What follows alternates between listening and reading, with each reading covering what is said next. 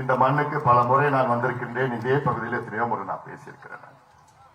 இன்று வந்தது உங்களுடைய அண்ணனாக, உங்களுடைய தம்பியாக, எல்லாவற்றுக்கும் மேல் உங்களுடைய பிள்ளையாக நான் பாசத்தோடு உரிமையோடு நான் கேட்டுக்கொள்வது, இந்த தேர்தல் நமக்கெல்லாம் மிக முக்கியமான தேர்தல்.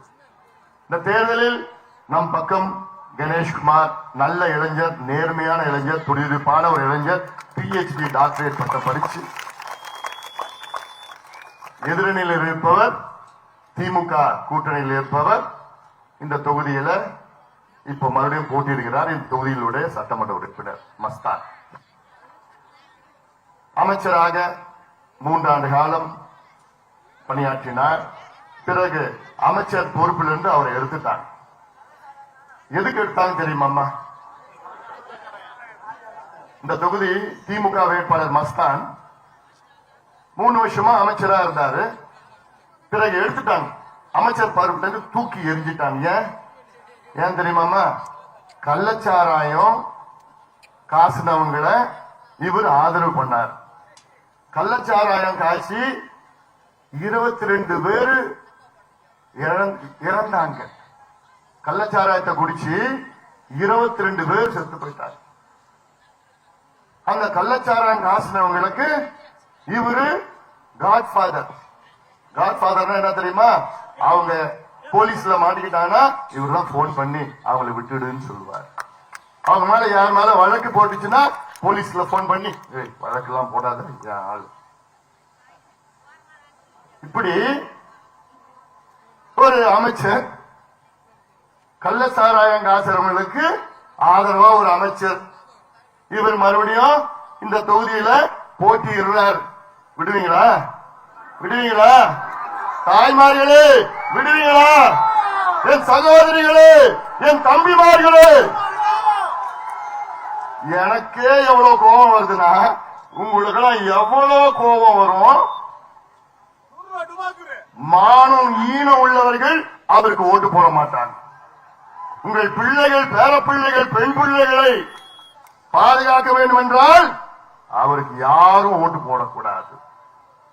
ஆனா ஒண்ணு, இந்த தொகுதியில திமுக கட்சிக்காரங்களே அவருக்கு ஓட்டு போட மாட்டாங்க.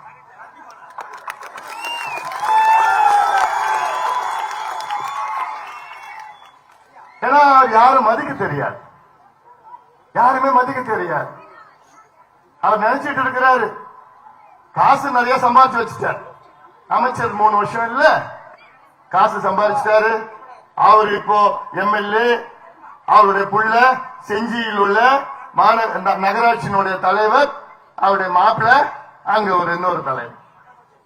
இதுதான் இப்ப வருவார். தேர்தல் நேரத்தில் பண மூட்டை எடுத்துட்டு வருவார். பண மூட்டை எடுத்துக்கிட்டு இந்த 1000 ரூபாய் வச்சுக்கோ, 2000 ரூபாய் வச்சுக்கோ, ஓட்டுக்கு வச்சுக்கோ. கூட்டம் கூட்டினார்னா 100, 200, 300. இதை தவிர இந்த தொகுதிக்கு, இந்த பகுதிக்கு, இந்த மண்ணுக்கு, இந்த மக்களுக்கு, உங்கள் பெண்களுக்கு, விவசாயிகளுக்கு, நெசவாளர்களுக்கு, அரசு ஊழியர்களுக்கு யாருக்காவது ஏதாவது ஒரு சின்ன துரும்பு ஏதாவது செஞ்சிருக்காரா? இல்ல இல்ல. அவர் நம்மனது இப்ப நம்பிக்கிட்டு இருக்கிறது என்ன? பணம், கொள்ளடிச்ச பணம், கள்ள சாராயம் வித்து கேடுகட்ட பணம். 22 பேரு இறந்திருக்கிறாங்க. அவர் கொடுக்கிற பணம் எப்படி தெரியுமாமா? 22 பணத்து மேல வச்ச பணம். 22 பேரு பணத்து மேல வச்ச பணத்தை எடுத்துட்டு வர உங்களுக்கு கொடுக்க வர. அதனாலதான் நான் சொல்றேன், இந்த தொகுதியில நம்முடைய மேல்மலையனூர் அம்மா அவங்களுடைய ஆசி பெற்ற வேட்பாளர் நம்முடைய தம்பி கணேஷ்குமார் அவர்கள்